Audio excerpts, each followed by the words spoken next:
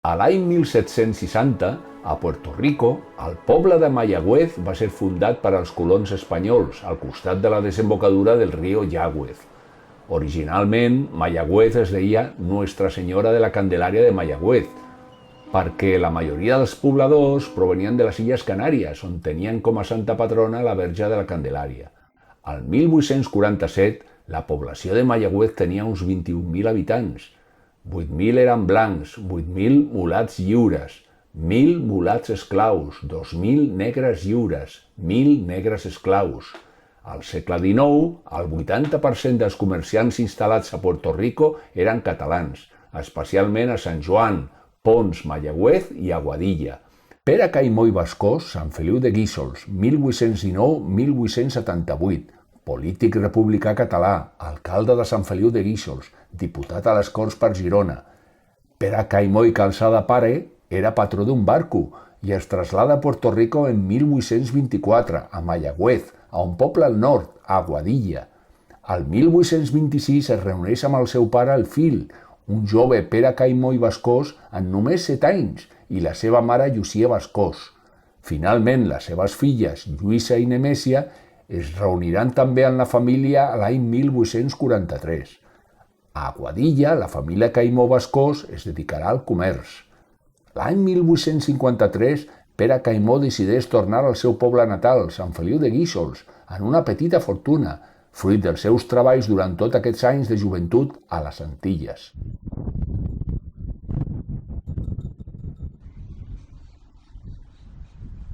Una persona tan important com Carles Rola, quan l'any 34 se li demana quins són els seus grans herois de la història de Catalunya, una pregunta que se li fa des de Barcelona per fer un llibre i donar-li un premi, quan els hi ve amb el llibre, resulta que per ell els grans herois de la història de Catalunya són l'Abdó Terrades i en Pere Caimó.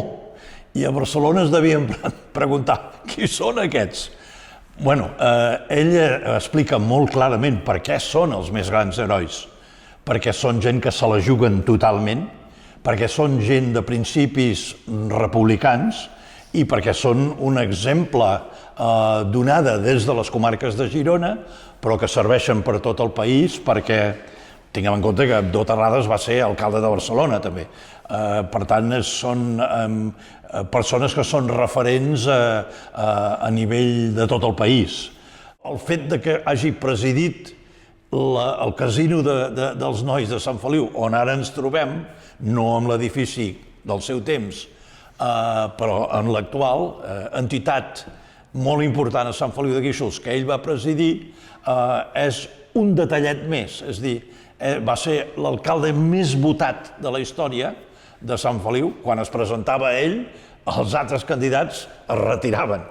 Hi havia eleccions que va treure tots els regidors, no la majoria, no, tots van ser per ell. Era molt famós a Sant Feliu, on la gent li deia pare. O sigui, la gent quan se'l trobava pel carrer li deien pare.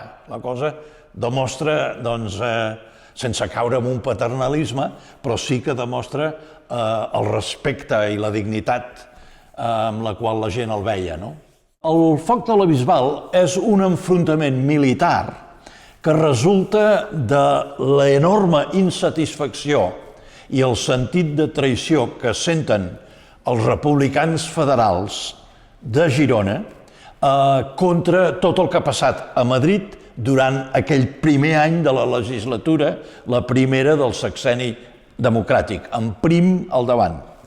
Els diputats catalans, una cosa que la gent tampoc coneix prou, que és que en les primeres eleccions democràtiques que se celebren a la història d'Espanya, on la democràcia és quasi sempre un problema, dona un resultat que no es té massa en compte. És a dir, de 37 diputats que envia Catalunya a Madrid, 28 són republicans federals. Ho dic perquè és una diferència total amb els resultats electorals que hi ha a Espanya. Ja és un fet diferencial molt important. Bé, aquests diputats republicans federals se n'adonen que tot el pacte creat per fer fora Isabel II, la Borbona, del poder, acaben amb, diguem, paper mullat. No hi ha cap voluntat per part de Prim de respectar el principi republicà, simplement es veu que tota la revolució de Prim és simplement una qüestió d'interessos, van a canviar el sistema de latifundista espanyol a través de grans negocis en els ferrocarrils i això per Catalunya, vull dir, no és el que volia la gent i que havia votat massivament. Per tant, en Caimó aixeca un exèrcit, cosa curiosa, un exèrcit que la premsa popular en dirà l'exèrcit dels tapers, perquè bàsicament el que els segueixen són els treballadors republicans federals que bàsicament en aquesta zona són tapers. Bé, la nit prèvia a la sortida de Sant Feliu, que tot estava organitzat amb milers d'homes que van venir de la Vall d'Aro, de tot Sant Feliu, i que després, camí de la Bisbal, se li afegeixen milers de persones de tots els pobles que van a Girona amb la intenció de proclamar la República. Bé, la nit abans de sortir d'aquí es produeix una cosa extraordinària, que és que entra en el port, que no hi havia escullera en aquell temps, però entra a la badia amb una nit sense lluna, una nit molt fosca, entra un vaixell de guerra espanyol per sufocar la rebel·lió. Aleshores, en Caimó dona ordres als pescadors i la gent del mar, la gent del mar, a sortir amb una llanxa a la nit, a les tantes de la nit, per intentar prendre aquell vaixell. Surten i quan són al mig de la badia es troben que no és un vaixell de guerra, sinó dos. I tornen a la platja acollonits dient «Pare, no és un vaixell de guerra, són dos». I aleshores el Caimó diu «Doncs una altra llanxa i sortiu d'allò». Bé, una cosa que seria una llegenda en qualsevol poble doncs es produeix, que és que surten amb dues llanxes, tot això està documentat, i prenen dos vaixells de guerra a la badia de Sant Feliu. No hem fet net amb el franquisme i tot això arriba fins als nostres dies, però bàsicament el gran culpable seria el franquisme, que va treure, per exemple, el carrer que portava el nom d'en Caimó, cosa que no hem recuperat encara. O sigui, el carrer Sant Domènec, fins a l'any 39, entre el 1908 i el 1939, va ser carrer Caimó. I el 1908, a la cerimònia en què es dedica aquest carrer en Caimó i es fa honor a la figura d'en Caimó 30 anys després de la mort, és dels grans moviments civils, de les grans festes més concorregudes que s'han fet mai a la història de Sant Feliu. Un dels grans elements d'amenaça que hi ha per les llibertats i per una ciutat de tradició treballadora i republicana, com és Sant Feliu de Guíxols històricament, amb una història catalanista molt, molt important, són els carlins. Els carlins amenacen Sant Feliu perquè volen un port de mar per la darrera guerra carlina, per poder-se proveir d'armament, que bàsicament els hi venien, els Remingtons i altres armes que els hi venien dels carlins d'Anglaterra, dels conservadors d'Anglaterra. Bé, volien agafar Sant Feliu i volien també castigar l'Ajuntament de Sant Feliu i exigir una quantitat de diners molt, molt important a l'Ajuntament de Sant Feliu i en Caimó no era alcalde en aquell moment degut a la repressió, però davant d'aquesta greu amenaça el van anar a buscar i el van proclamar de nou alcalde. Per què? Perquè l'alcalde que hi havia en aquell moment, que era un estaquirot, s'havia més o menys rendit en els carlins. Havien permès fins i tot que els carlins celebressin aquí com una mena d'homenatge en el gran general carlí del moment. Bé, hi ha aquesta amenaça i el Caimó fa una cosa extraordinària, que és que decideix de refer el que queda de l'antiga muralla.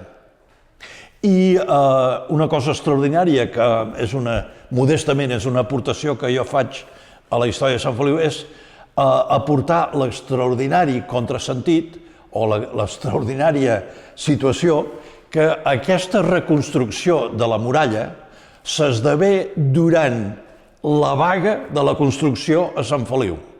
Per tant, és evident que els manobres diran, d'acord, no estic amb els patrons que me volen explotar, però fer una muralla en contra dels carlins que amenacen les nostres llibertats i amenacen la nostra gent i que ens exposarien a una repressió brutal. Tinguem en compte que a Berga van afusellar 80 persones en una nit i poc temps abans havien segrestat tot el consistori de Santa Cristina d'Aro. Per tant, el sentit d'amenaça era molt important. Bé, doncs reconstrueixen una muralla i aquesta muralla funciona.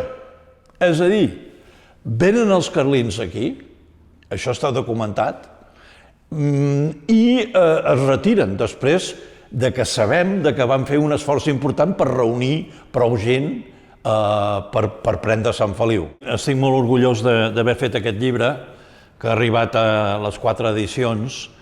En aquest llibre es parla d'un home, d'un heroi d'aquí de Sant Feliu, però que transcendeix molt Sant Feliu i que va ser un gran líder per les llibertats i per idees molt avançades en el segle XIX a favor de la democràcia i la llibertat.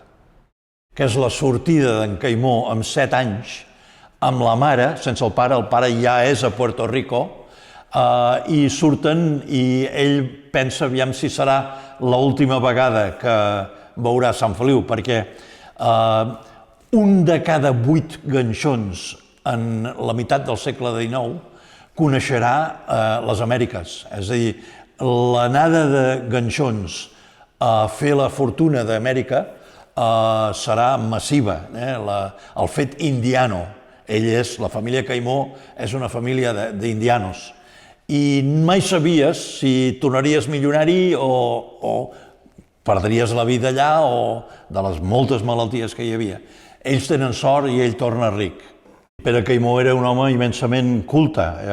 Era no només pintor, sinó era lector de les principals obres sobre l'avenç de les idees en el segle XIX. Sabem que tenia llibres antiesclavistes i sabem d'aquella època que la figura d'Abraham Lincoln, que el retrat del qual penjava en molts casinos del país, era una cosa central. Era un home, Caimó, que era molt conscient de les idees de Cabet i de la nova Icària i formava part d'aquesta generació que volien superar l'Espanya borbònica i la repressió de l'època. Però sabem que Sant Feliu va tenir un arbre de la llibertat, no sabem exactament com va ser la seva desaparició, sabem que era la plaça del Mercat 1 d'octubre actual. Veiem, això és una cosa d'una època que amb una novel·la tens plena llibertat d'introduir perquè et dona un color d'una època. En aquella època es plantaven arbres de la llibertat en centenars de poblacions.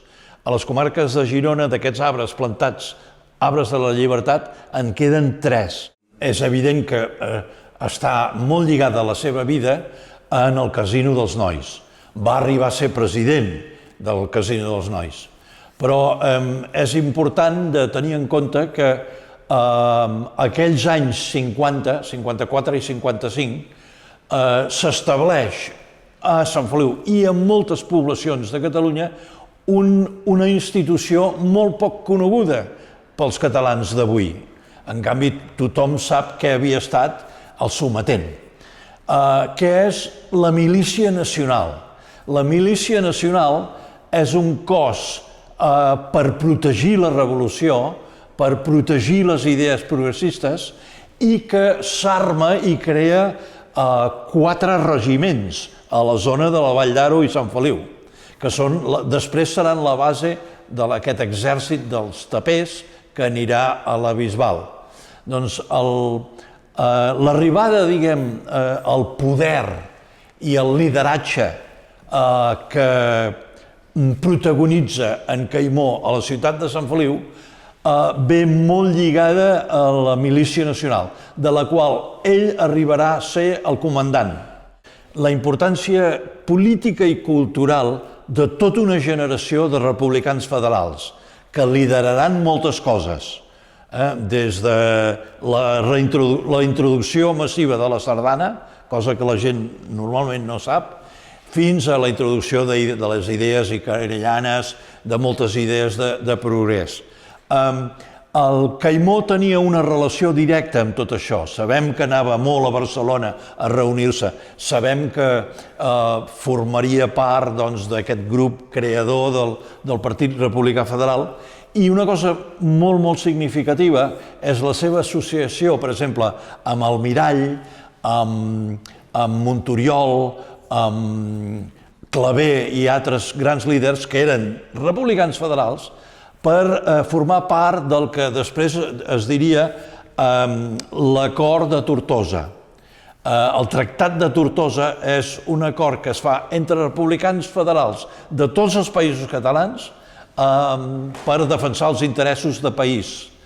Un aspecte curiós de tot això és la seva associació amb Montoriol, que serà un figuerenc molt important, que crea un submarí, l'Ictínio. Una veritat d'aquest submarí és el fet que tenia un rerefons polític, perquè en algunes declaracions en Montoriol anuncia que realment és una eina que podia servir per escapar de la repressió borbònica.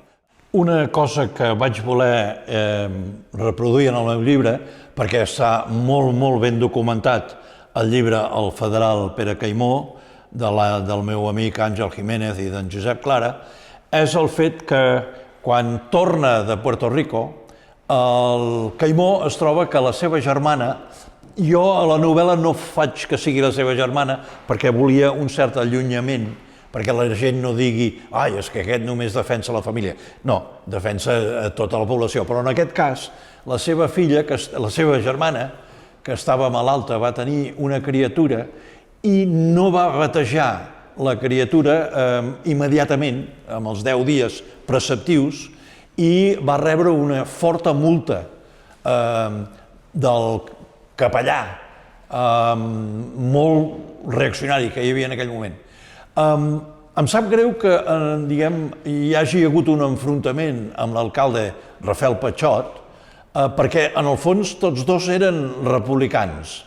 El Caimó radical, el Patxot no tan radical, evidentment, però sí, el Caimó, significarà una aposta de radicalitat social i política que desborda, evidentment, el Patxot.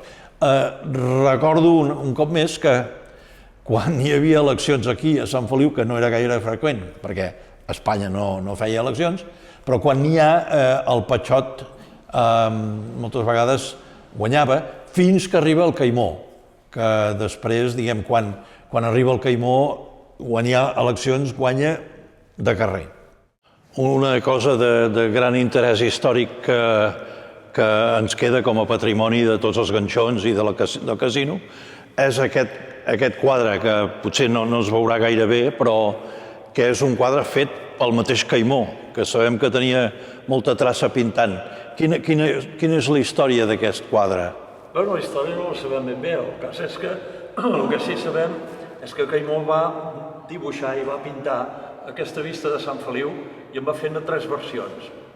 Aquesta és una d'elles, és del 1857, i se suposa que ell s'hi reflexen aquí. Se suposa que és aquest personatge que tenim aquí, que contempla la vila, la seva vila. Com deia, em va pintar 3 aproximadament iguals, no eren exactament iguals. L'altre està dipositat en el Museu Municipal i el tercer està en mans d'un particular. Es va comprar aquesta casa, es va comprar la de darrere i més posteriorment es van comprar les del costat. Però aquí, per exemple, teníem la xemeneia de Can Castelló, que ara li diran de Can Castelló, però aquesta xemeneia originalment era d'un vapor, d'un molí fariner. I aquesta tinc ganes de buscar-li la qüestió, perquè si surten aquí és molt anterior, és molt reculat això. I cuidado, era molt al principi de les màquines de vapor, 1857. Molt just. És molt just, però vaja, això era d'una màquina de vapor. I sabem que era això, que era un molí fariner. Haig de buscar més datos.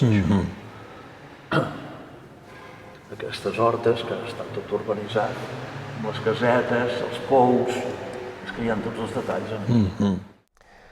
Entre la diferent documentació que tenim original a l'arxiu sobre Pere Caimó, hi ha, per exemple, aquest passaport. És un passaport del 1854, conforme es dona permís a Pere Caimó, que aleshores vivia a Mayagüez, a Puerto Rico, per poder-se desplaçar fins a la península, fins a Sant Feliu de Guíxols. Després, ja quan Caimó s'instal·la definitivament a Sant Feliu, va tenir una relació bastant conflictiva amb el que era l'alcalde d'aleshores, Rafael Pachot, i un exemple d'aquesta relació conflictiva és un afer que va haver-hi en què l'alcalde Pachot va sancionar un pare que no havia presentat durant el termini legalment establert al seu fill per poder-lo batejar.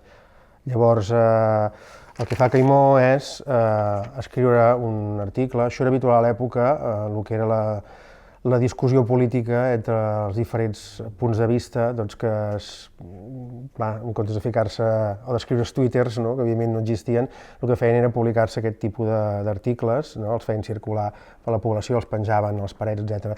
Aquest Contestació és una crítica de Pere Caimó a aquesta actitud de l'alcalde Rafael Pachot que ha multat un pare perquè no ha presentat en el degut termini el seu fill a batejar-lo.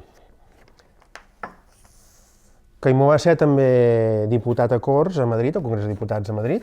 Llavors aquesta és la foto oficial, el retrat oficial que es feia a cada un dels diputats, en aquest cas, més ja ho posa, Galería de los Representantes de la Nación, 1869, Pedro Caimó Bascós, diputado por la circunscripción de Gerona. Nació en San Feliu de Guíxols el 30 de abril del año 1818. I finalment, tenim també com a document molt interessant aquest opuscle, aquest escrit que va fer el propi Caimó des de l'exili a Mònaco després dels fets de la Bisbal, en què ell explica, justifica el seu punt de vista, la seva actuació durant aquest episodi que va haver-hi tan conegut a la Bisbal, aquesta mena d'insurrecció federal. Llavors, aquest llibre, aquest opuscle, es titula Sucesos de la Bisbal y su distrito, reseña de la insurrección republicana federal del mes de octubre de 1869 por el diputado Pedro Caimó. Aquí tenim les actes originales de les Juntas Provisional i Definitiva Revolucionaris de la Vella de Sant Feliu de Guíxols, que es creen a nivell de l'Estat i també a Sant Feliu, arran de la Revolució de setembre de 1868 i que, diguéssim, serien equiparables a el que fins aquell moment havia sigut l'Ajuntament, el que seria el govern local. Tenim aquí instal·lació d'una Junta Revolucionària i en què s'escull com a president Pere Caimó i Bascós.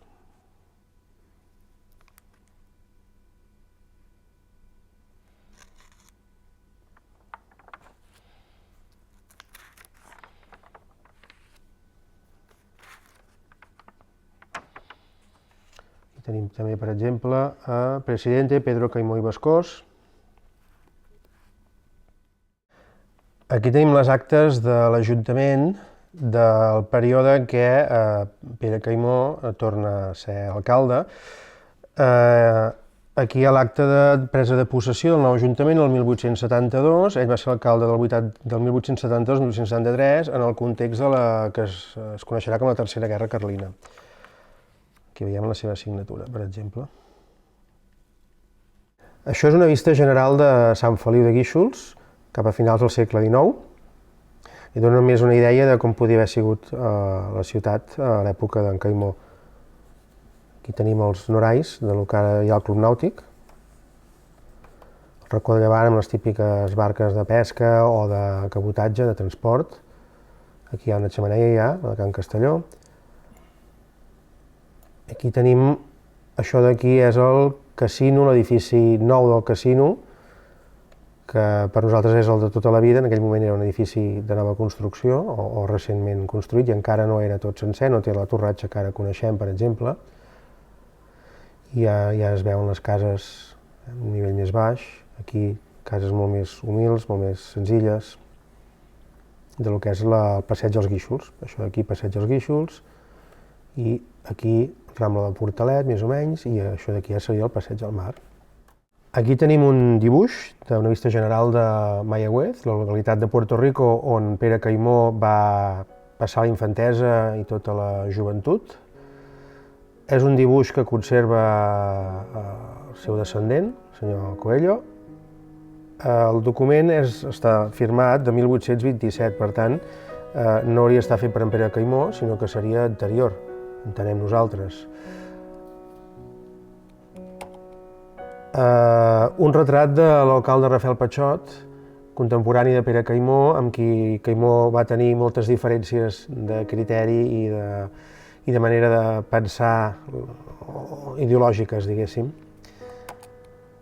Caimó, també, com és conegut, tenia un interès per al dibuix, amb un estil molt peculiar. Aquí és una vista general que va fer ell de Sant Feliu de Guíxols des del Salament. És perfectament reconeixible els elements propis de la ciutat. Aquí tenim l'abadia de Sant Feliu, la platja de Calassans, que avui en dia està ocupada per la zona portuària, i aquí claríssimament el Fortim, l'espigó dels Guíxols, encara per construir la caseta del Salament. Està datat del 1857, ja quan ell resideix una altra vegada a Sant Feliu. Bé, una de les moltes fàbriques de suro que hi havia hagut a l'època de Caimó i posteriorment encara, fins a finals del XIX i tota la primera meitat del segle XX, aquesta en concret és de la família, la fàbrica Bender, que estava situada al costat del monestir. Podem veure el personal, aquí les saques de suro, aquí un cova, una mica les diferents instal·lacions i els diferents elements propis del treball del suro en una fàbrica, a banda de propis treballadors o personal de l'empresa. La fotografia, com indica, és del 1888. Conservem alguns retrats també de Pere Caimó, retrats d'estudi. Aquest retrat no sabem quina data es va fer, però sí que a darrere indica que es va fer amb un fotògraf de Girona, i aquesta es va fer el mateix dia. De fet, va vestit igual, si es pot observar. Són els dos retrats d'estudi més coneguts que podem tenir de Pere Caimó. Un retrat aquí de Pere Caimó, en aquest cas no és una fotografia, i aquí una pintura a l'oli també de Pere Caimó. I finalment una imatge del 2019, coincidint amb els 150 anys dels fets de la Bisbal, es va posar una placa de recordatori de la figura de Pere Caimó a la casa que havia sigut seva, la casa on havia viscut, del carrer Sant Domènec, i la fotografia al moment correspon a l'acte oficial de descoberta de la placa, amb l'assistència de l'alcalde de Sant Feliu, Carles Motes, i l'aleshores president del Parlament de Catalunya, Roger Torrent.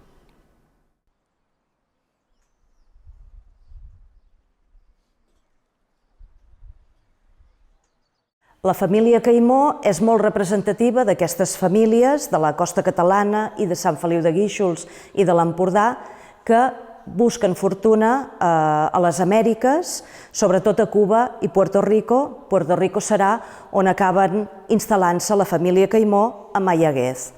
Aquí tenim un dels vaixells en què possiblement un de semblant seria el que ells en Pere Caimó tornaria llavors a Sant Feliu de Guíxols sobre el 1853. Ells eren família de comerciants, es dedicaven al comerç marítim. El col·lectiu dels comerciants potser no era el més nombrós a Sant Feliu, però sí que era el més econòmicament més potent. Hi havia altres famílies, com els Calçada, els Vidal, els Civils o la pròpia família Caimó. I ells eren els que diàriament es trobaven en aquesta platja, aquest espai de treball, amb els estibadors, els camàlics, que carregaven, descarregaven mercaderies a la platja. Ens podem imaginar algunes fàbriques de suro com la fàbrica Batet, que fou molt important i que estava situada precisament en el passeig del mar, tocant a la carretera de Palamós, o al davant de la plaça del monestir, la fàbrica Andreu, després Rauric, que era un tipus de fàbrica amb la casa del propietari a la primera planta, o un altre tipus, ja més a les afores, la fàbrica Rovira, a la carretera cap a Sant Amants, on després es varen fer famoses les vetllades musicals de Garreta i del mateix Rovira. La indústria del suro es considera que va formar una mica la personalitat de tota aquesta comarca. Eren persones que de seguida es varen interessar per la cultura que s'estava coent a l'Europa d'aquell moment. Josep Pla parla de que uns dies després d'estrenar-se una peça de Strauss, aquí aquests industrials del suro ja disposaven d'aquella partitura i en aquest cas Juli Garreta, el compositor, neix en aquest context.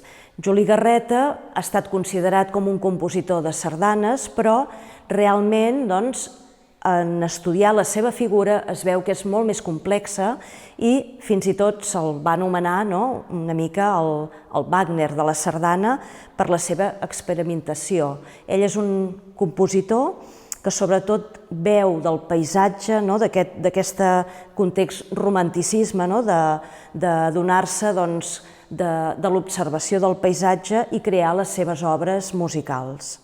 Gaziel el descriu així: els liberals exaltats com Caimó, que defensaven la llibertat i la democràcia a la francesa, avui ens fan somriure. Els homes del segle XIX, comparats amb els d'avui, foren certament uns grans i càndids idealistes. També eren capaços, però, de donar-ho tot, el benestar i la vida pel que estimaven desinteressadament. Els besavis nostres iniciaven la vida almenys posant la fe en realitats més altes, immaterials i pures, i si de cas la perdien amb els anys, i els desenganys era només a les acaballes. Ells es passaven, potser, bona part de la vida pels núvols i només a força de patacades aprenien de tocar de peus a terra. El dibuix del Fortí del Puig, perquè no hi ha cap més dibuix que tinguem. Tenim una fotografia amb unes restes, però aquí sí que es veu ben marcat el Fortí del Puig. Aquí també veiem ja, en aquesta època, el 1857, algunes fàbriques, com la fàbrica Castelló, que estarien aquí, la Batet, que també estarien aquí en el passeig. Reconeixem la gran construcció del monestir, on estem ara, aquí en el magatzem del museu. I, per exemple, altres peces importants d'aquesta època són la Casa Barraquer, amb la torre de defensa, o l'ermita de Sant Elm, que havia estat fortificació durant molt de temps, fins al segle XVII, que es va fer enderrocar pels francesos. Aquí veiem un personatge que seria el propi autor, en Pere Caimó, un vaixell que podria ser amb el que ell havia tornat només potser uns anys abans, des de Puerto Rico, i veiem tota la zona de l'actual port, que és la zona de Calassans, amb aquests magatzems i com una continuació de la platja amb el promontori del Fortí, aquí, sense encara ni la construcció de la caseta de salvament de nàufrags, totalment neta. Aquesta pintura de Jaume Pons Martí, encara que pintada potser uns 20 anys després de la mort de Caimó, ens dona una idea d'aquell Sant Feliu on vivia Pere Caimó. I veiem ja unes indústries situades sobretot en els afores d'aquesta època, a la zona de Mascanada, del camí de Sant Amants, de l'Eixample, construït aquells anys, també algunes en funcionament, com la Batet, aquí al passeig de Sant Feliu, o al voltant del monestir, molt a prop, la fàbrica Andreu Rauric, i es veu aquesta imatge d'una badia, un port natural, encara s'hauria de construir més tard el port artificial i el tren que vindria després. Coincidint amb el 200 aniversari del naixement de Pere Caimó, el 2019 es va poder programar una exposició al Museu d'Història de Sant Feliu de Guíxols. Aquesta exposició mostrava peces, documents, llibres que havia llegit Pere Caimó, i això va ser, doncs, en part, en molt bona part, gràcies a la cessió del fons d'un descendent de Pere Caimó, com és la família de Joaquim Coello. En aquesta exposició hi havia llibres, per exemple, que ell havia llegit, com la Choza de Tom, la casa del tio Tom, perquè ell havia escrit llibres contra l'esclavisme, Pere Caimó.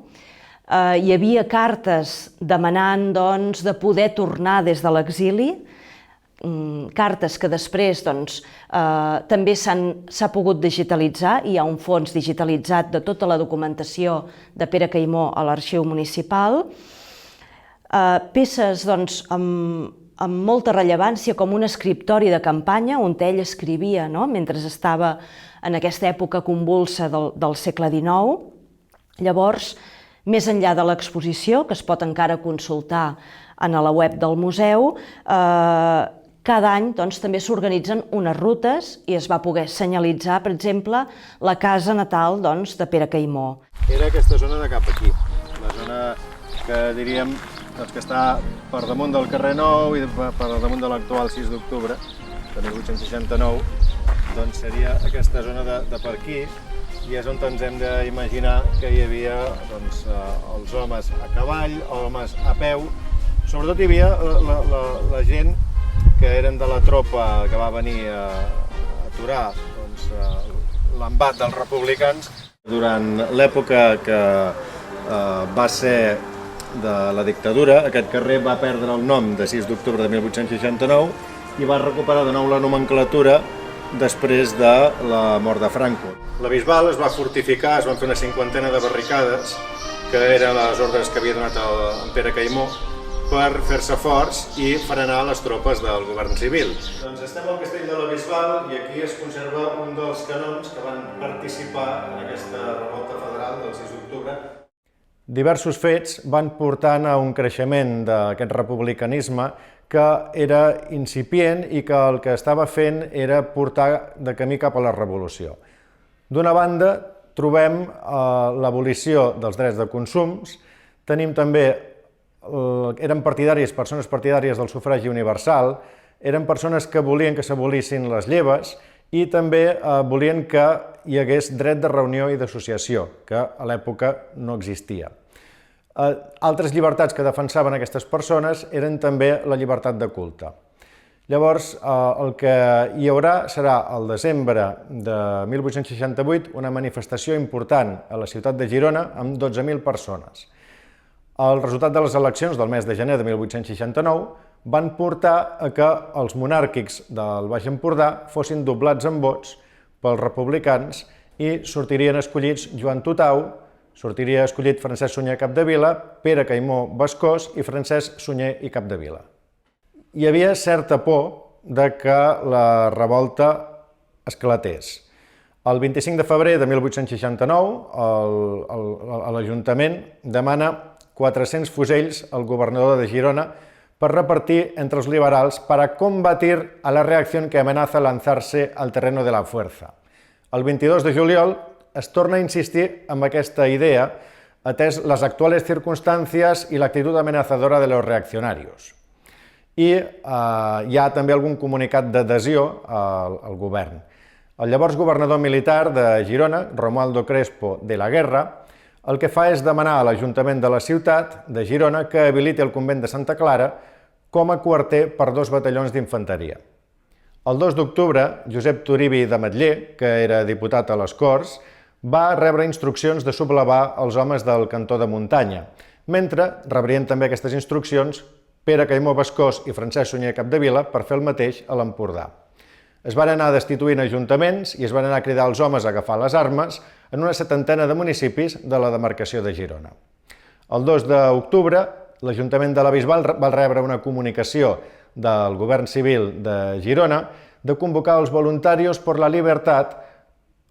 de la Libertat, de posar-se a disposició del govern espanyol. Els republicans, com a reacció, van prendre el castell i van muntar una junta local revolucionària. Es va prendre la decisió de dissoldre l'Ajuntament i els conservadors van ser informats que a partir d'aquell moment començava una revolta per la suspensió de les garanties individuals a la Constitució espanyola aprovada el juny d'aquell mateix any, del 6 de juny de 1869. Alguns van fugir a les Gavarres per l'arribada d'homes de la comarca en les pròximes hores i dies. El dia 3 d'octubre, a la matinada, s'ocupa l'Ajuntament de Sant Feliu de Guíxols i també s'ocuparà el convent.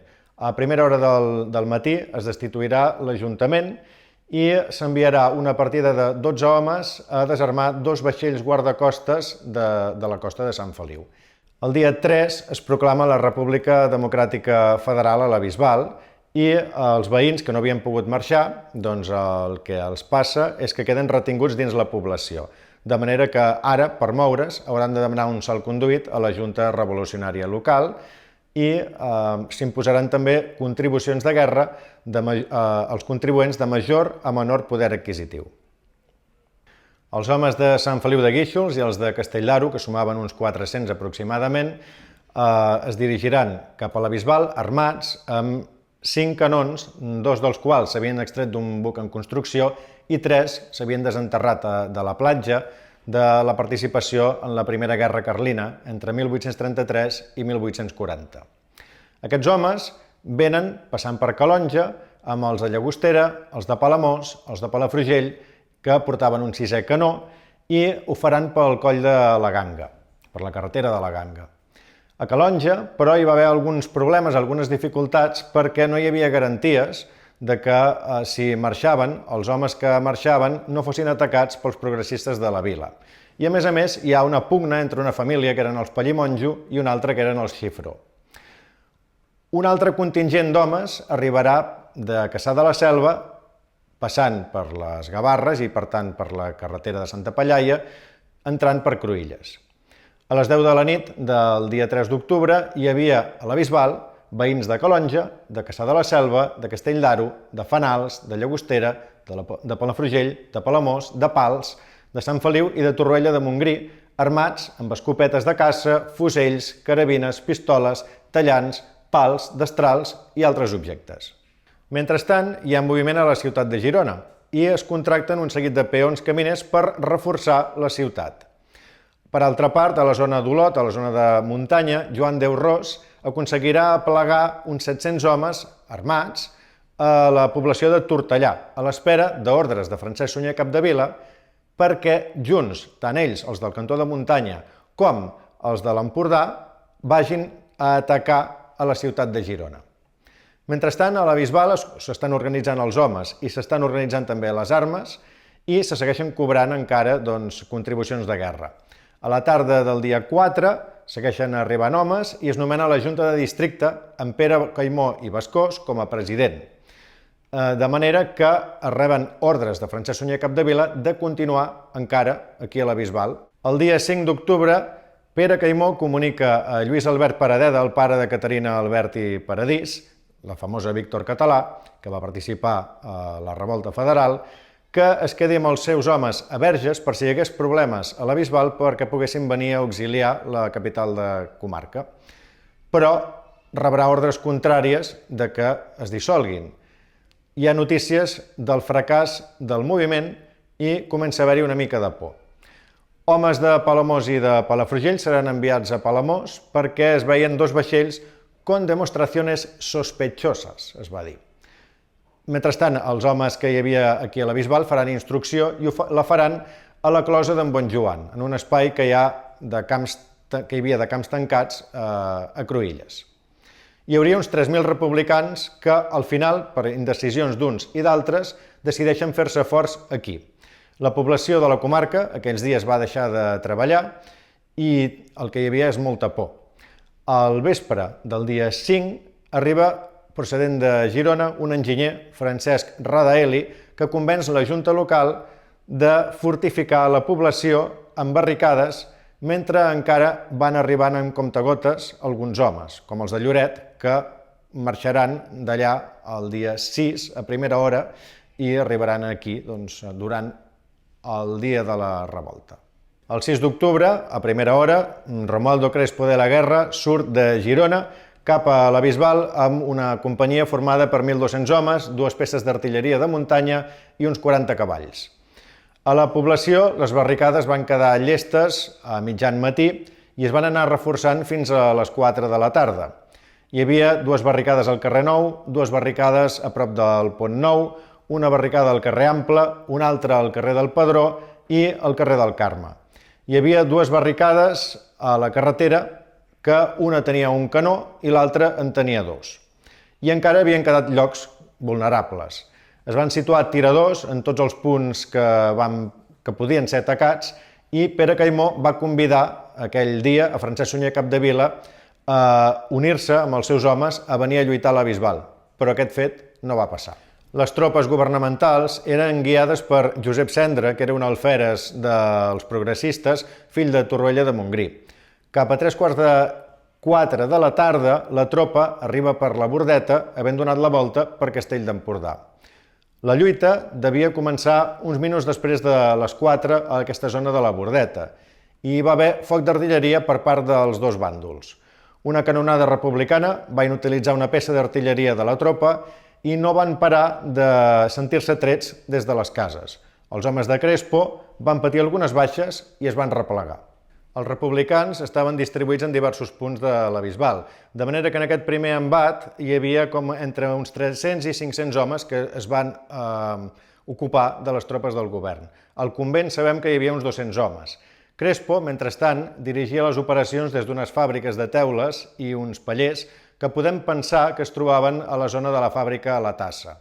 La barricada del carrer Nou en aquests primers moments es trobava descuidada i com que les tropes no aconseguien avançar cap a les 6 de la tarda, ja portaven un parell d'hores de combat, els homes de la tropa demanen parlar i es rebel·len. I ens trobem amb això. Segons el testimoni de Pere Caimó, así lo comprendió el soldado y ya ni las súplicas, ni las amenazas, ni los golpes con los que les obligaban algunos de los oficiales les hacían dar un paso más, ni lograron hacer que se batiesen.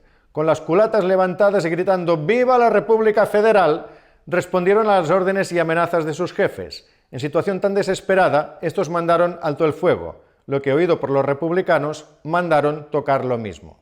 Les dues faccions es troben barrejades i desarmades, o es vol desarmar els republicans. Es presenta a parlamentar Mateu Casamiquela, però en realitat els de la tropa amb qui volien parlar eren Pere Caimó. El manen anar a buscar i Caimó es presenta, però diu que s'han de rendir, els de la tropa.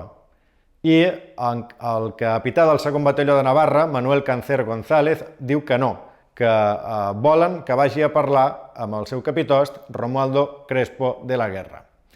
Alguns federals recelen d'aquest fet i volen que Caimó no hi vagi.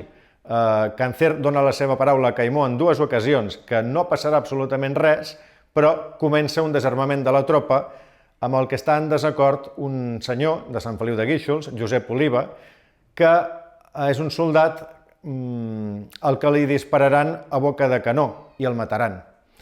Cancer li dirà a Crespo que els republicans han cridat a parlaments i Caimó diu que no, que això és fals, que els que volien parlar eren ells.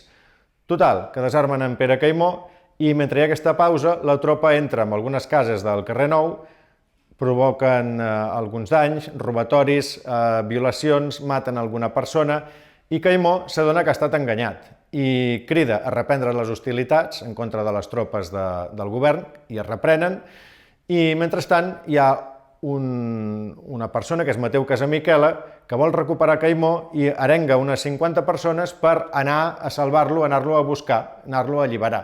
Però són convidats a deixar-ho estar.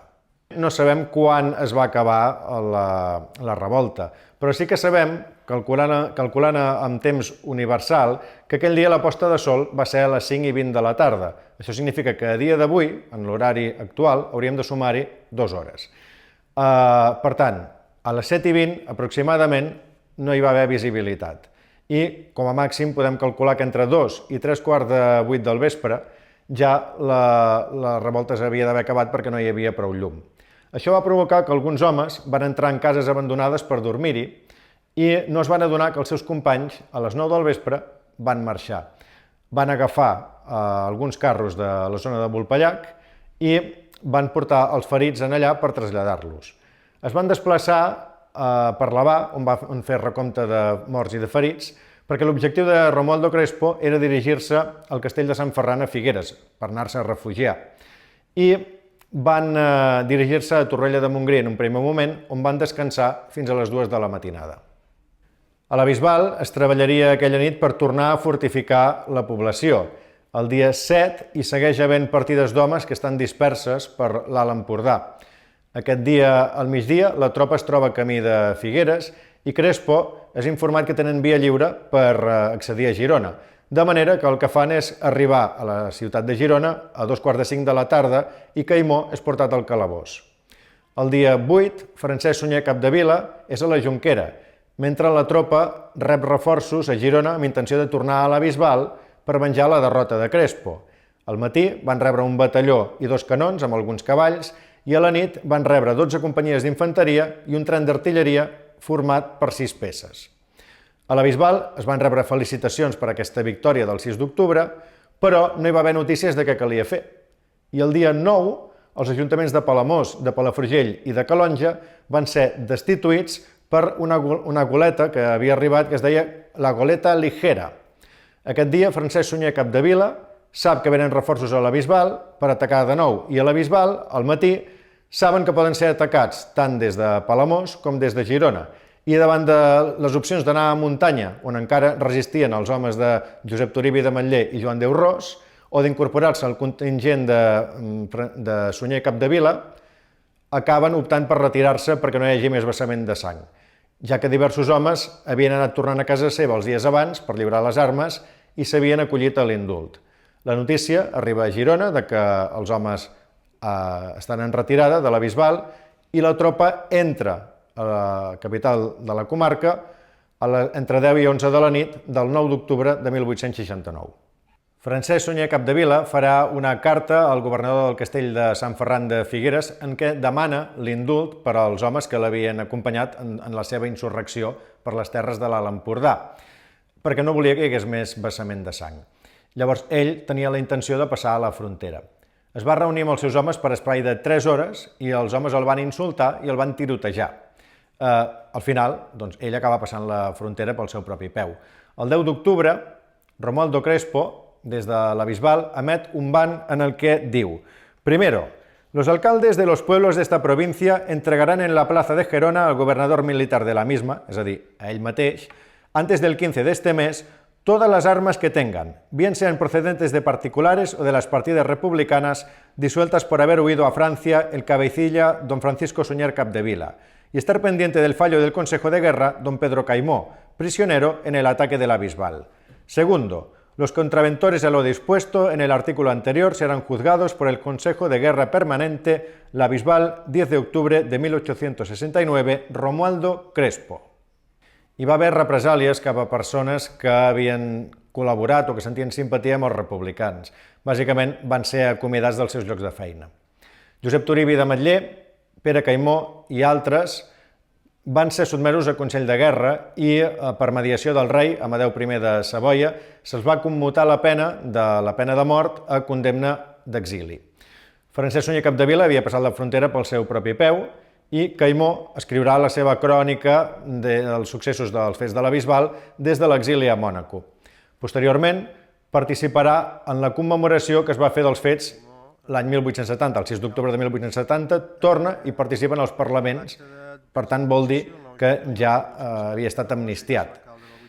I seria diputat de 23 de desembre de 1870 a 2 de gener de 1871. Entre 1872 i 1874 va ser alcalde de Sant Feliu de Guíxols. En total, la insurrecció o la revolta republicana federal a la Bisbal va comptar amb una vintena de morts pels dos bàndols i la xifra de ferits de la tropa és una dada que oscil·la molt. En record dels qui van perdre la vida en aquests fets, es va situar un monòlit en el cementiri vell de la Bisbal que més endavant es traslladaria al cementiri nou i encara a dia d'avui es pot veure. Pere Caimó, a partir del seu text que escriu des de l'exili a Mònaco, el que fa és llençar a la fama el personatge d'una dona que és Isabel Vila Pujol. Per què és important aquesta dona? Doncs ell explica el següent. Diu, con los republicanos de Llagostera vino una joven de dicha población llena de gracia y juventud, pues no había cumplido los 18 años, llamada Isabel Vila, joven virtuosa y ferviente republicana que desde largo tiempo se venía ocupando en proveerse de hilas, vendajes y todo lo necesario para la cura de heridos en campo de batalla, previendo que sus preparativos podien ser un dia d'immensa utilitat. És el paper que sí que va tenir rellevant Isabel Vila en la defensa del primer sindicalisme a les comarques gironines i, de fet, podríem parlar a tot Catalunya. En deien Isabel Singores perquè Francesc Ferrer Gironès rescata una cançó, que és la cançó de la Isabel Vila, que diu «No hi ha dones al món com les de Llagostera, que pels republicans van portar la bandera, no hi ha dones al món com la Isabel Singores, que pels republicans va caminar 8 hores». Suposadament fa referència a la participació en els fets del 6 d'octubre. La Isabel Singores en aquest moment no era encara coneguda per la tasca com a sindicalista, molt possiblement, sinó que casa seva se'n deia Can Singores, de Calonja, no pas per res, sinó perquè es veu que sopaven molt aviat, a les 5 de la tarda. I d'aquí vindria Isabel Singores. L'origen seria aquest. Després sí que ella va reivindicar que la jornada laboral dels nens, dels infants, de 13 i 14 anys, fos d'un màxim de 5 hores. Per això ho demanaria, crec que amb posterioritat, aquests fets. En relació amb els testimonis que han quedat de la insurrecció, de la revolta federal, trobem que es van celebrant actes des del 1870 mateix i que es veuran interromputs per la Guerra Civil Espanyola i es reprendran de nou a partir de l'any 77 una altra vegada. Es tornen a recuperar aquestes commemoracions o celebracions del 6 d'octubre i trobem també una cosa que es produeix immediatament, que és el text d'una cançó. De fet, trobem un parell de textos, que un d'ells és del 9 de desembre de 1869, que és un text del coronel gobernador interino dirigit a l'alcalde de Palafrugell, que li diu que algunos sujetos de ese pueblo, tratando de alterar el orden con manifestaciones prohibidas terminantemente, hacen alarde de sus opiniones con canciones y vivas que, sin estar la provincia en estado excepcional, sabe usted que están también prohibidas, desde que las Cortes Constituyentes votaron la monarquia. S'està referint a la cançó del 6 d'octubre? Podria ser que no ho sabem. Però sí que tenim un altre testimoni encara, que el trobem a Figueres i es recull a la premsa, diu «Circulan con profusión por esta villa canciones que relatan los acontecimientos que tuvieron lugar en la Bisbal y su comarca durante el levantamiento republicano federal». És un testimoni que el trobem el 20 de desembre de 1869 recollit al diari L'Empordanès. Per tant, hem de suposar que la cançó del 6 d'octubre es devia compondre, possiblement, a les acaballes dels fets, pròpiament, i després es devia cantar de forma coneguda, és un romanço de 56 estrofes, és bastant extens, i hem de pensar que es devia cantar de forma coneguda, potser no en la seva totalitat, però sí que es canta encara fins ben entrat al segle XX i trobem testimoni que encara hi havia algú a Banyoles que el coneixia als anys 40. Aquesta és la placeta de Sant Joan. Abans hi havia la parròquia de Sant Feliu que es deia la parròquia de Sant Joan. Aquesta parròquia, maroladament, a la Setmana Tràgica va cremar i aleshores no hi ha cap rastre de l'església, però amb aquesta església i amb el despatx parroquial hi ha la primera anècdota que ens explicarà qui és aquest diantres de Caimó que amb 35 anys i parlant un català amb accent de Puerto Rico arriba a Sant Feliu en un moment molt concret i deixarà la seva impremta des del primer moment. Quin Sant Feliu tenim? Tenim un Sant Feliu on es produeix a tot l'estat poquíssims moments de democràcia en el segle XIX a Espanya, on no es prodiga gaire la democràcia, en què es produeix un període que es diu el bienni liberal, amb Espartero com a president. Bé, és una petita apertura en què hi ha certa llibertat. Per exemple, es nota en els carnavals. Els carnavals que a Sant Feliu tenen una cosa molt concreta, que són els codolets, que són versos satírics que es fan contra el poder, la qual cosa només es va poder fer aquells 2 anys, perquè si no, no hi havia codolets. Bé, la seva germana ha tingut una criatura i mare i fill no estan gaire sants i triguen massa temps en batejar el nen. Bé, aleshores hi havia una llei en una ciutat molt marcada per l'Església. El monestir ja no manava tant, però la parròquia sí manava molt, amb mà de ferro, amb multes a les famílies que no bategessin les criatures. I aleshores ell ve aquí, en el despatx parroquial, i els hi aixeca un sideral impressionant, dient que es neguen a pagar cap multa, que és això de multar amb una mare malalta que no pot ni desplaçar-se, el marit és taper, ha d'anar a la feina, no pot estar remenant papers. Bé, aquesta gesta, que ens pot semblar molt modesta, agafa molta ressonància. Fins i tot a Barcelona se n'assabenten. I aleshores això ajuda que en Caimó es converteixi, es comenci a convertir en un líder social. En aquell bienni liberal es crea a Sant Feliu la Milícia Nacional. Avui ens sona a poc, però clar, és que són períodes de democràcia tan breus que després no donen temps de deixar. El sometent sí que deixa, la Guàrdia Civil sí que deixa en prompte, no?, dins dels llibres d'història, però la Milícia Nacional no tant.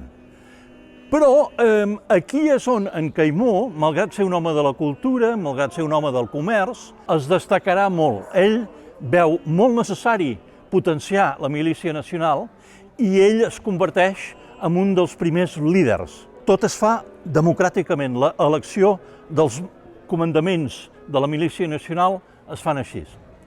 L'any 19 d'aquest segle, ara el 2019, vam fer el 200 aniversari del naixement d'en Caimó i vam fer una exposició en el museu, que va ser molt ben fet per la Sílvia, que la teníem aquí abans, una gran exposició amb materials d'en Caimó, amb uniformes de la Milícia Nacional, armes de la Milícia Nacional, amb barrets, tot això, que seria molt important que els recuperéssim per la ciutat de Sant Feliu algun dia. Aquest escriptor, Miquel Borrell, que diu de Sant Feliu del temps del monestir, diu: Sant Feliu es treia definitivament el jou de la jurisdicció eclesiàstica que tants mals de caps, plets i lluites havia ocupat des del segle XIII. O sigui, Sant Feliu sempre havia estat sota el jou del monestir, hi havia hagut sempre molta batalla entre monestir i parròquia i la ciutat, però amb l'amortització de Mendizábal, el 1835, el monestir quedarà tancat i barrat. No és culpa d'en Caimó, que és a Puerto Rico. Estem davant del número 60 del carrer que es diu Sant Domènec. Aquest carrer hauria de ser el carrer Caimó. Era el carrer Caimó entre 1908 i 1939. El 39 no sé què va passar, el van treure. Bueno, aleshores, una cosa a demanar a les institucions democràtiques és per què hem de seguir amb el que va manar en Franco. Aquest carrer ara es diu Sant Domènec i la gent es pot imaginar, home, deu haver un monestir de Sant Domènec, els dominicans devien córrer per aquí. No. La raó és que el primer contractista que va fer una casa en aquest carrer es deia Domingo. amb una petita descripció que fa en Carles Rola en el llibre Vides heroiques. I ell diu: Caimó és el capdill del federalisme al Baix Empordà, l'heroi del 6 d'octubre, no del 34, del 1869, any molt, molt important. És l'home íntegre i coratjós que quan convé sap fer ofrena de la seva vida per al triomf de l'ideal. El seu rostre, de trets ferms sense duresa, revela una voluntat. Té remarcables condicions d'organitzador, és un home de pau que sap fer la guerra. I és també, davant el perill i la dissort, un estoic. 54-55, no s'acaba de saber exactament la data, torna just després del seu pare, que li precedeix en un parell d'anys la tornada a Sant Feliu, però mor abans que arribi el seu fill Pere. Tots dos es diuen Pere Caimó. Del seu pare sabem que era bastant iconoclasta. Aquest típic ganxó, bastant sardònic, bastant ateu, bastant republicà. Després del bienni liberal ve un període de molta repressió, cada vegada pitjor, amb el seu pitjor moment l'any 1868, en què els de la reina Isabel, que ja estaven molt descol·locats i molt desprestigiats per molta corrupció que han exercit, s'uneixen amb els carlins, que són, diguem, el Vox d'aquell temps. Vindrà en un moment en què tot això quedarà escombrat i entrarà, diguem, un cert liberalisme que representa en prim. Una nit de febrer de 1868, que Caimó viu en aquesta casa, ell ha estat participant en activitats sedicioses, va constantment a Barcelona sense permís, perquè per anar a Barcelona necessitaves un salconduit, anava a tot arreu sense salconduit, el detenien, entrava i sortia constantment de la presó. Un dia especialment greu, l'any 68, en què hi ha una ràtzia a tota la ciutat de Sant Feliu, venen 90 guàrdies civils en aquesta casa i pretenen agafar el Caimó com el gran líder de tot aquest moviment sediciós, que realment no és altra cosa que un moviment a favor de la democràcia, dels drets sindicals, del dret a vot, del dret a reunió, cosa que estava totalment fora de lloc. Més la cosa religiosa, també. Bé, doncs venen en aquesta casa, i aquesta casa hauríeu de saber que darrere hi ha un jardí i una paret bastant alta. Aleshores, en Caimó aconsegueix de travessar el jardí, salta a la paret i va corrents a Cala Sants, a la platja més del nord de Sant Feliu, on l'està esperant un que després serà un important sindicalista, que sabem qui és, que el va portar a rem, el va fer sortir del port, van donar la volta a tota la península de S'Agaró i van entrar a Sant Pol amb una cova que es diu la Cova dels Rats Penats. Aquí hi ha molta sorra i es veu molta platja, ara la platja ha quedat amb la mínima expressió. És un lloc on Caimó va passar unes setmanes al mes de febrer de 1868. Isabel Vila va fer un discurs dirigit amb una massa d'obrers del Suro la nit del 29 d'agost de 1872, en plena vaga d'aquesta de la construcció. És de les grans concentracions obreres que es fa a les comarques de Girona en aquell temps. El més extraordinari és que parlés una dona en un acte públic, cosa que molts sociòlegs del segle XIX te diuen és impossible, no. Isabel Vila és escollida com una de les persones que es dirigirà en aquesta gran massa. Aquesta gran massa estava davant d'on hi ha avui el casino, però que no hi era. Us llegiran dos trossos del mateix discurs, un dirigit als homes presents i un dirigit també a les dones presents. D'acord? Els homes. Doncs bé, insuperable classe obrera, si de tu depèn, com t'abstens un instant en associar-te a la Internacional? Com no sents el clam continu dels teus germans? Obre els ulls i veuràs la llum de la raó en allò que t'ha succeït. I et succeirà aviat s'esvairà aquell temor que no comprens. Si l'entenguessis, ja t'haguessis associat. A les dones. I vosaltres, germanes meves, no podeu ser la causa que s'extinguin els vostres marits, germans i fills de filiar-se?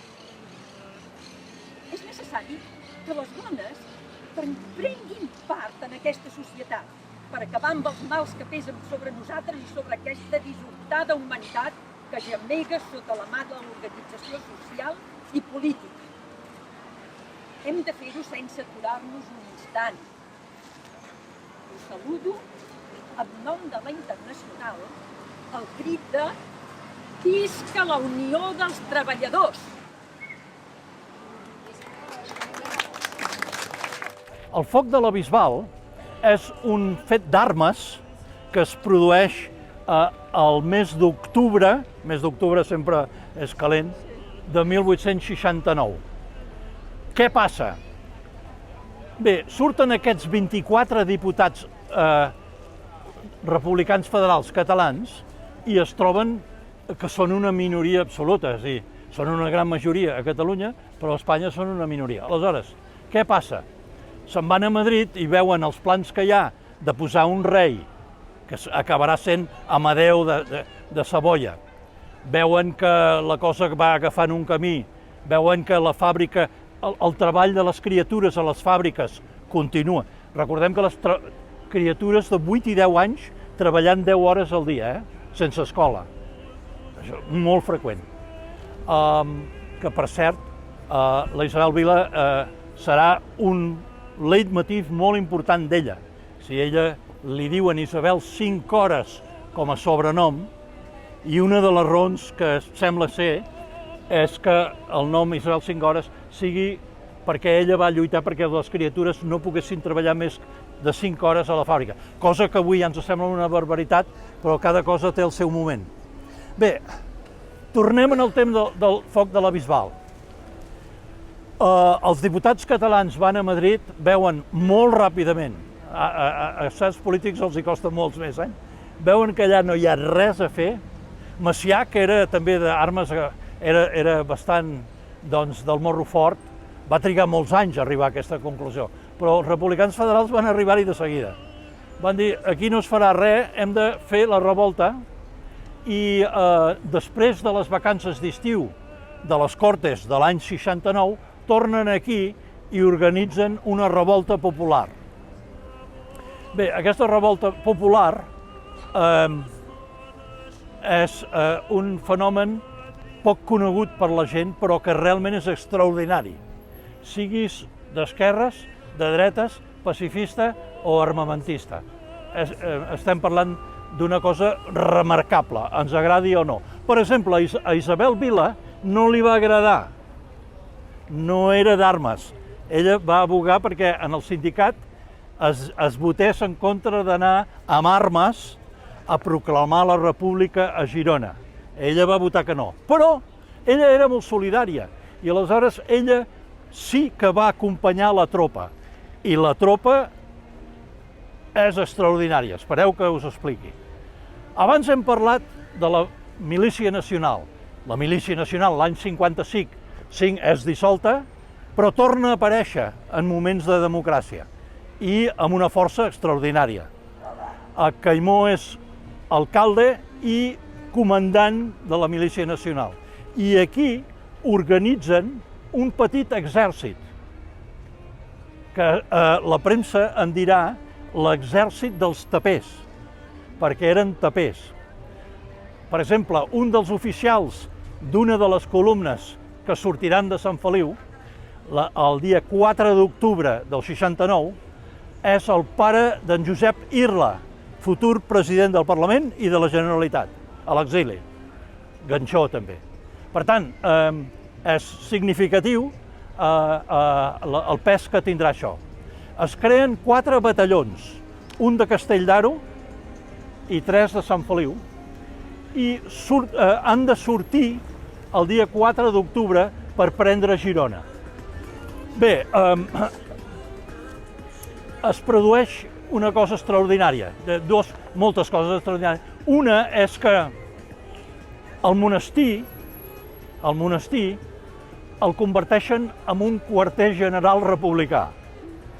Bé, però, tot sigui dit, el monestir ja no era monestir, ja era, no sé com en diuen, però ja no era un edifici sacre, era un magatzem de l'Ajuntament. Ho converteixen i allà acumulen gran quantitat d'armes i municions i altres coses per acabarà anant a la Bisbal, on es produiran uns fets extraordinaris. Tot això s'està organitzant, es nota molt la mà d'Isabel Vila, malgrat no estar-hi a favor, però Isabel Vila el que fa és organitzar un petit cos d'infermeres que travessen les Gavarres amb sarrons plens de medicaments que agafen d'un hospital a Llagostera on ella havia treballat i arriben a la Bisbal. Per acabar de lligar el tema d'Isabel Vila, us llegiré un escrit del Caimó, escrit a Mònaco, a l'exili, l'any següent, el 1870, ha pogut escapar, el condemnen a mort per la seva participació, el seu lideratge absolut del foc de la Bisbal, i ell a Mònaco escriu això sobre Isabel Vila. És una mica paternalista, però s'ha d'entendre el moment que era. Diu, amb els republicans de Llagostera va venir-hi una jove d'aquella població, plena de gràcia i joventut. No havia fet encara els 18 anys, cosa que de fet té més 25 que 18, però bueno, documentar-se a Mònaco deu ser difícil. Anomenada Isabel Vila. Per cert, a molts llocs posa Vilà amb accent, però coneixem la família i són Vila. Els descendents es diuen Vila, per tant. Jove virtuosa i fervent republicana, que des de feia molt de temps es venia ocupant de proveir-se de fils, venes i tot allò necessari per la cura dels ferits al camp de batalla, preveient que els seus preparatius podrien ser un dia d'immensa utilitat.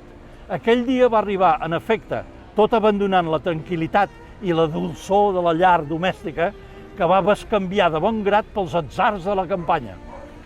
La seva assídua assistència amb els ferits de la Bisbal quedarà per sempre gravada a la nostra memòria, amb els inesborrables caràcters de la gratitud.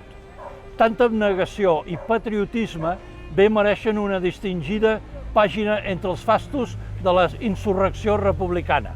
Tot està preparat. Però, a la nit del 3 d'octubre de 69,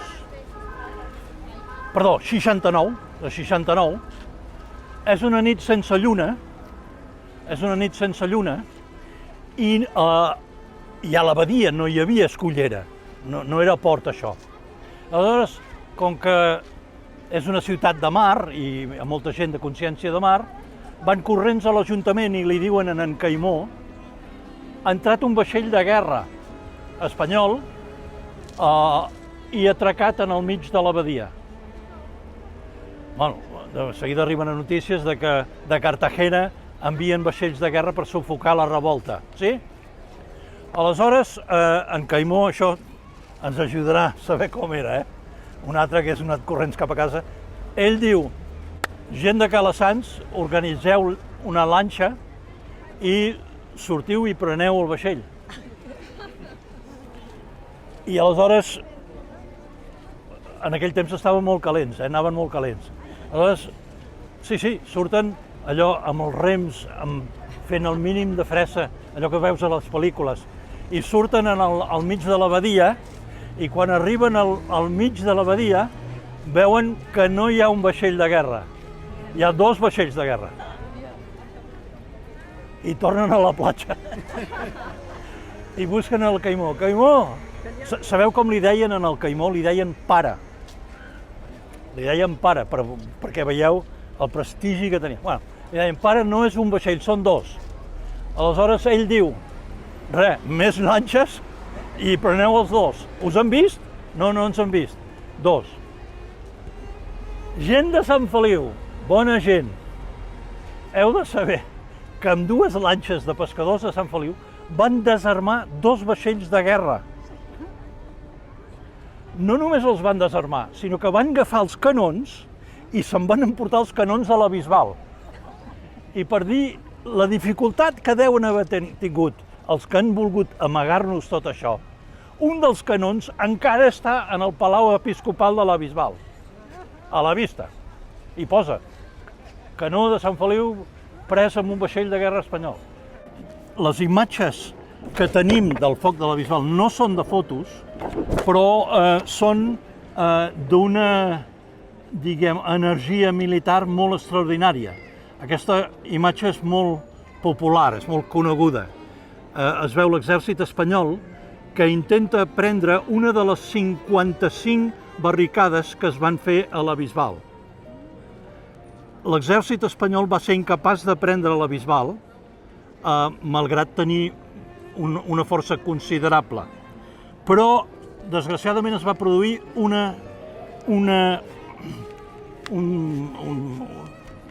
mal moment, perquè semblava que els republicans tenien una posició de molta força i aleshores semblava que l'exèrcit espanyol s'estava rendint i van sortir amb una bandera blanca.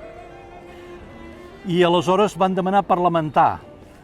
I el Caimó, que era una mica bonjant, va pensar que això que valia la pena i ell va sortir. I en el moment que va sortir el van prendre, el van agafar. No ben bé exactament com es veu aquí, però el van agafar i se'l van emportar a Girona, amb la cua entre les cames, l'exèrcit, perquè no van poder prendre la Bisbal. Quan parlem dels carlins, que també tenim alguna imatge, estem parlant d'un cos d'exèrcit bastant atrotinat,